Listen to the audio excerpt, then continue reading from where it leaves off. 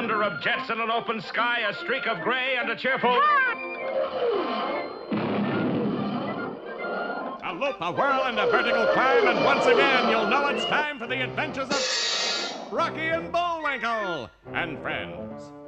Starring that supersonic speedster, Rocket J. Squirrel, with his pal Bullwinkle the Moose, and a host of others.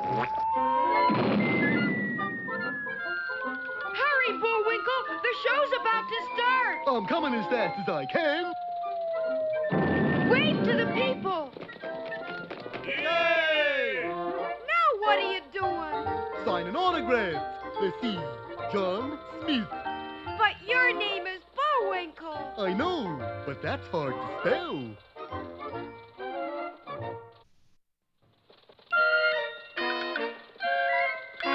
We're gonna have a lot of fun. Come on and join us. Sure, there's always room for one more.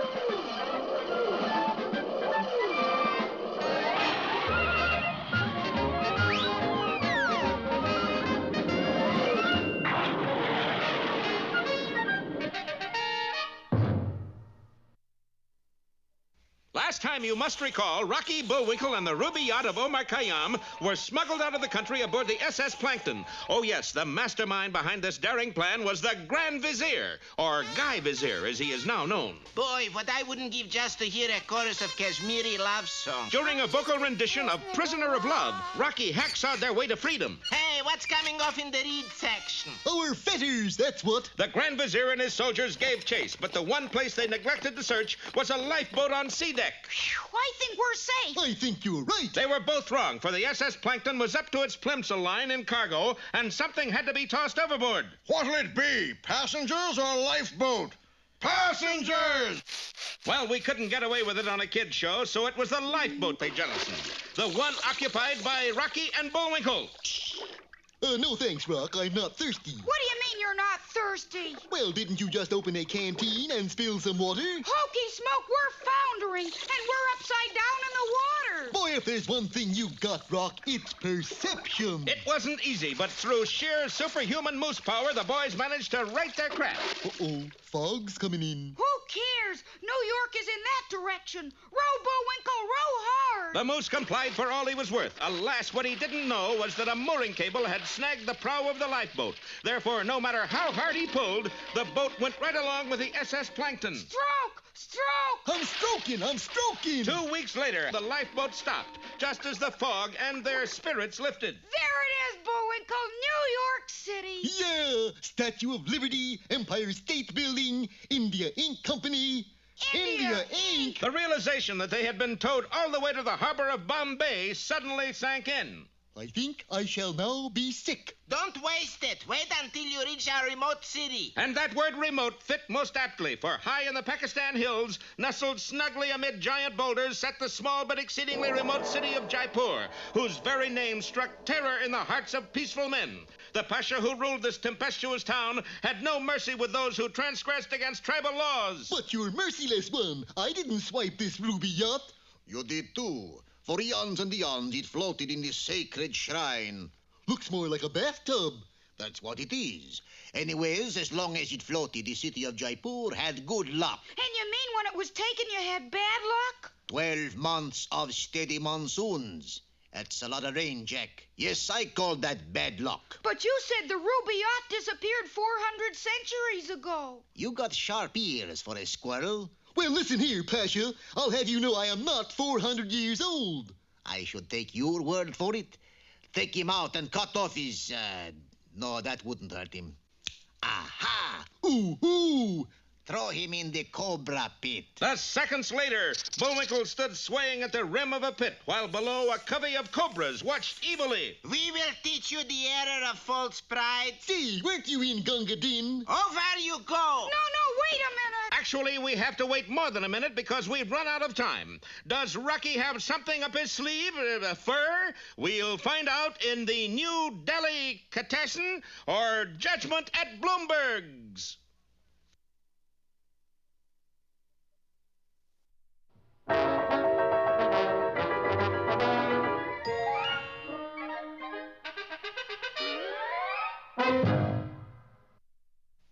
And now it's time for... Time for the dancing fool, Bullwinkle. Again?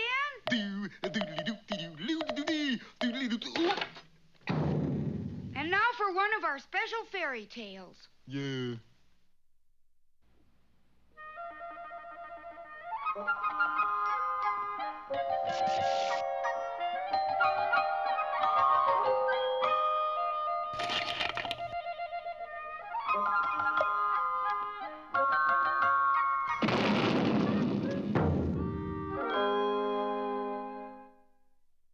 Once upon a time, there was a family of 3 sisters. The elder sister, Prunelda, was remarkably ugly. You might think that she was the ugliest woman you'd ever seen until you saw the second sister, Grimessa, who looked even worse.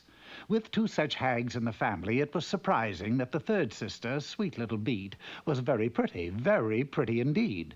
And how do you think that made her sisters feel? Terrible! And what do you think they did? We treated something awful, of course. As a matter of fact, sweet little Beat was so used to her treatment that she took no notice of it. Prunelda, you'll just ruin that poker.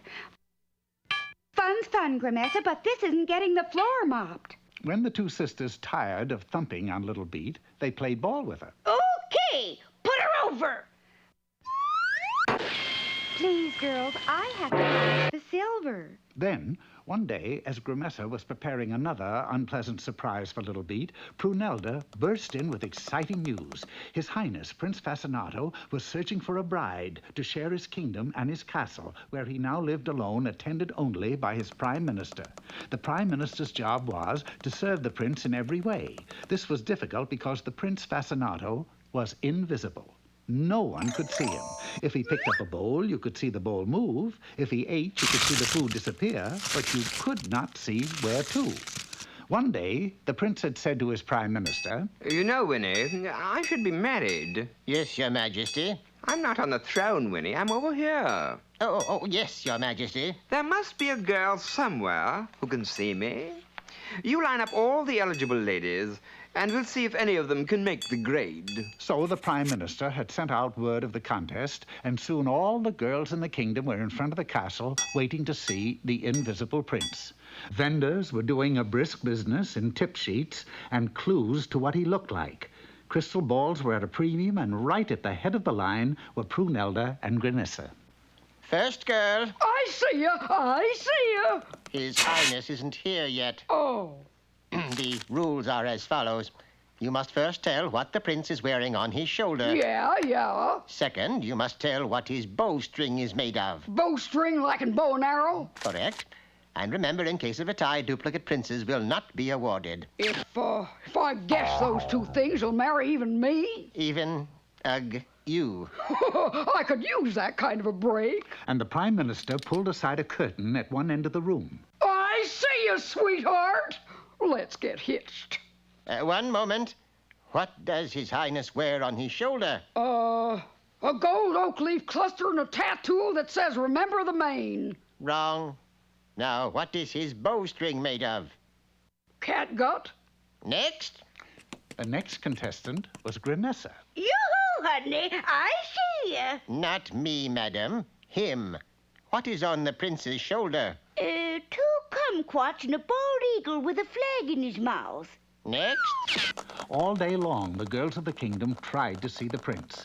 Nobody succeeded. When the 2 ugly sisters returned home, they were very sad, of course. But when sweet little Beat announced that she was going to try... What's so funny? Prince marry a beat-up little peanut like you? You're crazy. Not crazy enough to stay in this house anymore. You mean you're mad because we treat you so mean? No, I just can't stand all that ugly anymore. Ugly? You know she's right. So, sweet little Beat went to the palace and straight up to the throne. Hey, you, where's the invisible prince? You can see him? Sure, I see him, but where's Prince Fascinato? Oh, what's he wearing on his shoulder? A rainbow. Is that it? It's close enough. And what is his bowstring made of? Is that his bowstring? Looks more like the Milky Way. Your Majesty? It's true. Oh, fair maiden, you're the one for me. You're the prince? Yes. Let us be wed. You will be my princess, live in my castle. Yes, sweet little Beat was the only girl who could see Prince Fascinato. Her sisters who had followed her were amazed. You see him? Well, sure. Now, come on, let's go home. But aren't you going to stay here and marry the prince? Stay here? You forget. I've seen him. Believe me, he's uglier than you are. You know she's right. So the three sisters went home together and lived happily ever after, which of course points to a moral. Yes. Be it ever so painful, there's no place like home.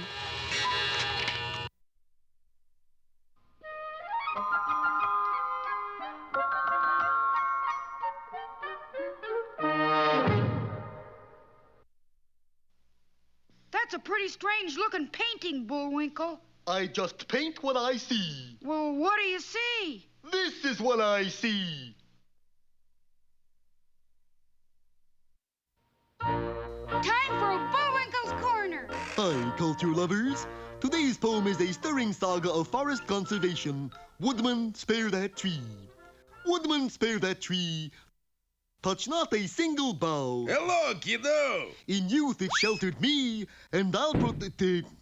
Hey, what you doing with that axe? What else? I'm shaving. Oh, that old familiar tree that... Timber! Now hold on. That old familiar tree, whose glory and renown are spread o'er land and sea. And wouldst thou hew it down? You said it, Buster. Old tree, the storm still brave, and woodman, leave the spot. While I lay hand to save, thy axe shall hurt it not.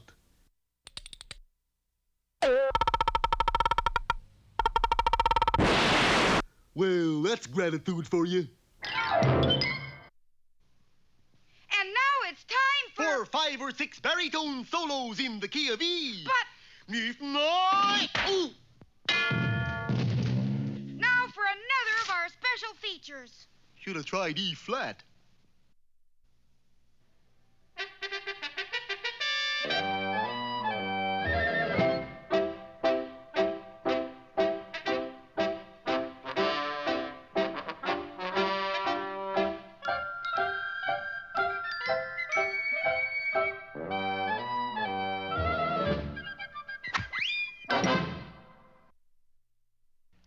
Hello out there, Peabody, Sherman, and way back here. Where to today, Mr. Peabody? Paris, Sherman. Illinois? Paris, France. To the laboratory of Europe's most distinguished biologist and chemist, Louis Pasteur. The date, Mr. Peabody? 1888, Sherman. No sooner was the Wayback Machine set into motion than Sherman and I were catapulted back into history. We joined Louis Pasteur in an unusual experiment. Please, Fifi, come down and give me 1 quart of milk. A pint. A thimbleful. Sacre bleu, it is hopeless. Your cow is obstinate, Monsieur Pasteur. Oui, and unless she gives milk, I cannot conclude my experiment on Louisization. Louisization? That is what I call my process. Why not call it pasteurization? Ah, that's not bad. Very well. Pasteurization. Why won't Fifi give milk, Mr. Pasteur? Well, for one thing, she does not think she is a cow. Say move for the gentleman, Fifi. Fifi sounds like a rooster. Not only sounds, I found these in her stall this morning. Eggs. Pure, unadulterated eggs. There's more here than meets the cow, Monsieur Pasteur. Just then, the door opened. Monsieur Pasteur? Oui? I am the director of the Faculty of Sciences. Are you prepared to conduct your experiment on Louisization? Pasteurization, monsieur. No, I am not prepared. I cannot give you any more time. You have until tomorrow morning. Without milk, I will never be ready. Then let's go out and get some. It seemed like a good idea, but unfortunately the 4-H Club of France was holding a conclave in Paris, and when those children drank milk...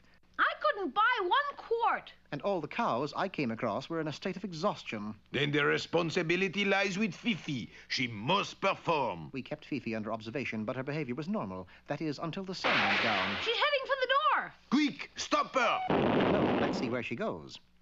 There followed a fantastic tour of Paris. From the top of the Eiffel Tower, through the sewers beneath the city, and finally in a dark alley on the left bank of the Seine, Fifi entered a cellar.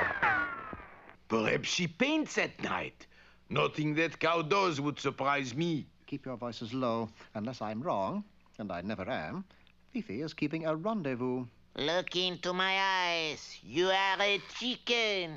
You are not a cow. You are a chicken. You will not give milk to Pasteur.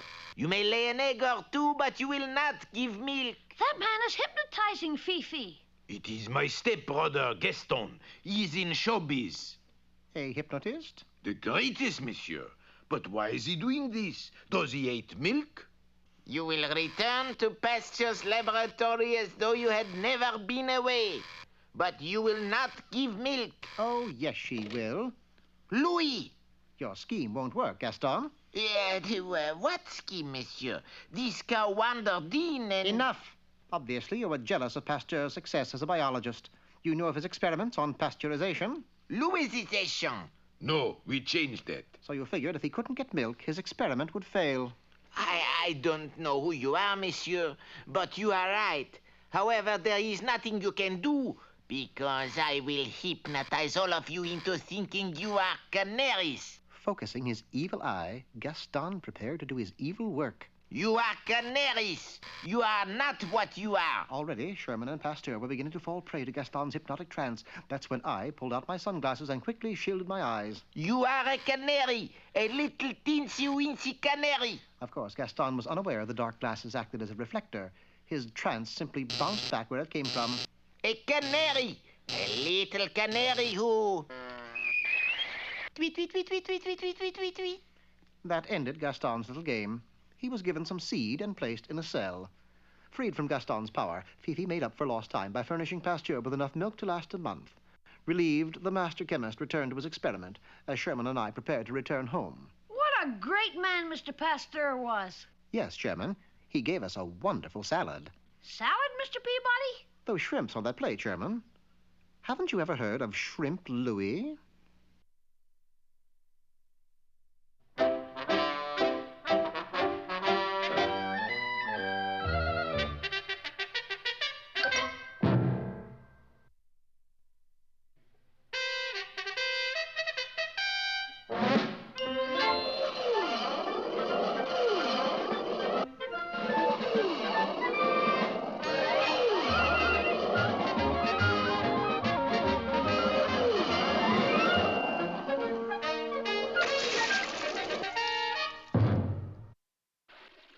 Well, you're just in time for what might be a very unhappy ending. In our preceding installment, Rocky and Bullwinkle assumed they were rowing back to New York, only to discover that they had been towed all the way to Bombay. The Grand Vizier escorted our heroes to the hard-to-find city of Jaipur.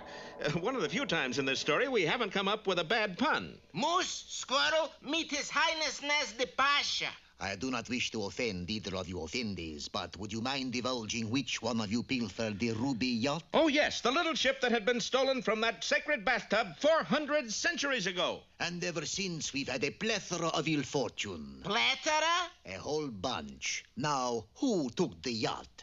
I took it, but it isn't my yacht. I mean, it is my yacht, but I took it. That is, marshmallows. There were 2 ways of dying in Jaipur. Just living there and being cast into the dreaded cobra pit. This was to be Bullwinkle's punishment. Shame it isn't the end of an episode. We could use Fangs for the Memory as a title. Never mind the shop talk. Walk over into the pit. Look, if I had to go this way, those snakes can walk over to me. Silence, thief of thieves. Push him in. Stop! Stop!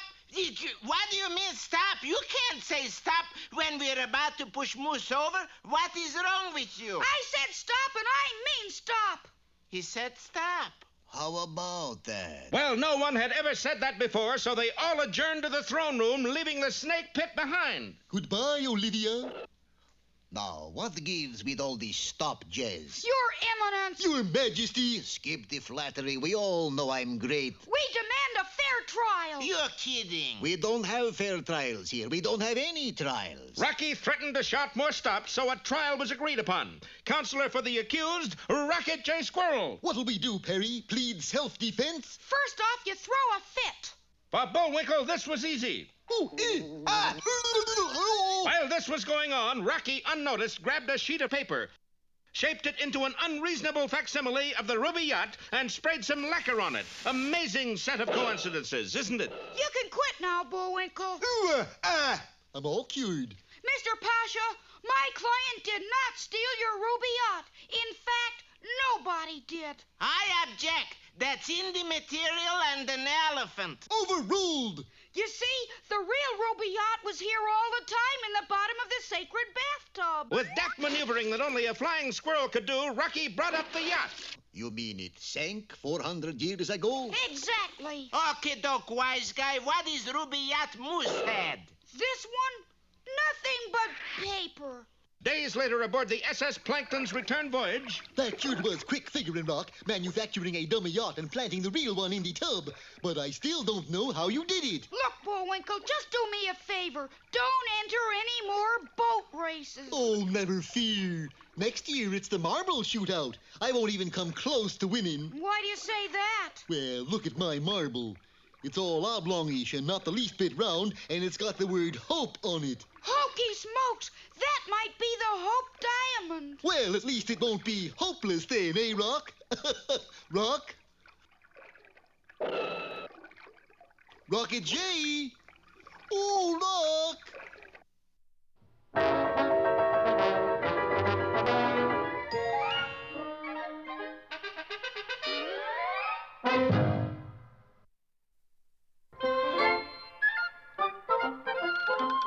Well, it looks as if our time has just about run out. Mine must be a little slow. You got the credits, Bullwinkle? All on this itty-bitty card. Oop!